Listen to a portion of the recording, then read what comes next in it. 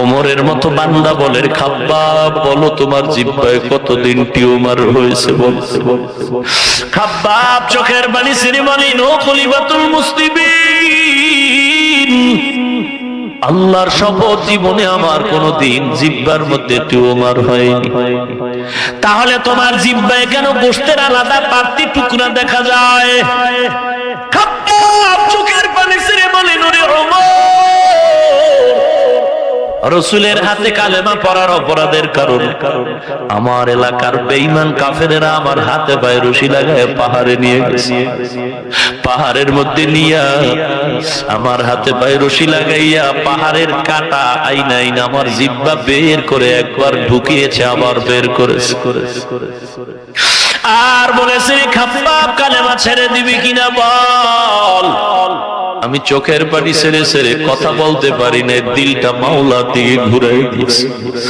আর আল্লাহকে বলেছি, মালিক তুমি তো দেখতেছো আমি খাব্বাবের এই কষ্টের পেছনে কারণ আমি তোমার গোলাম হতে চাই, আজ আমার উপরে আযাব।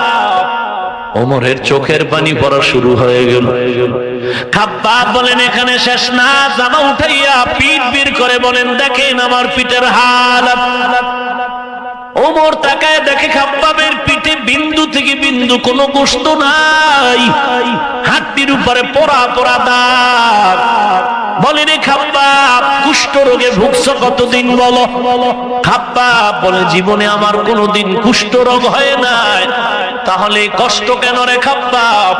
খাব্বাব চোখের পানি ছেড়ে বলেন, ও পয়গম্বর, কালেমা পড়ার অপরাধের কারণে নবীর কাছে কালেমা পড়েছি অন্যায়ের কারণে। বেঈমান কাফেরেরা আমার হাতে পায়ে রশি লাগাইয়া ওই পাহাড়ের চেটিয়াল ময়দানে নিয়া জ্বলন্ত আগুন জ্বালাইয়া আগুনের কয়লার উপরে আমি খাব্বাবের চিৎভাবে শোয়ে আমার উপরে বুকের উপরে পাড়া দিয়া এরপরে লাঠি দিয়ে আঘাত করেছে। আর বলেছে, খাব্বাব কালেমা ছেড়ে দিবে কিনা বল। ও খলিফাতুল মুসলিমিন ওমর, ওই সময় আমি আসমানের দিকে তাকায়াছিলাম, আর ওই আগুনের তাপে আমার পিঠের গলিত চর্বিগুলো পড়তেছিল, আমি নিজ কানে আওয়াজ শুনতেছিলাম। আমি আল্লাহকে বলেছি, ওদার মালিক, আমার আজকে কষ্ট শুধু কালেমা পড়ার অপরাধের কারণ।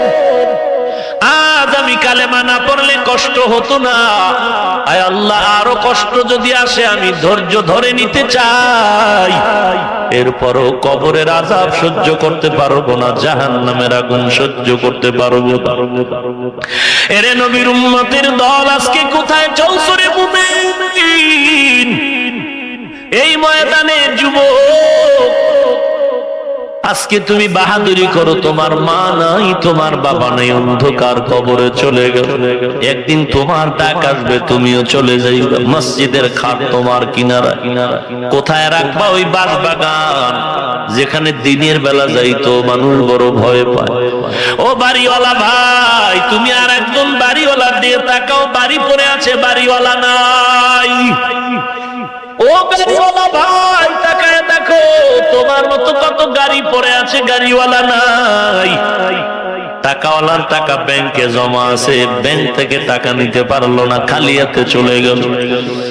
অতএব অন্ধকার কবরে কখন কার ডাক আসবে জানা নাই।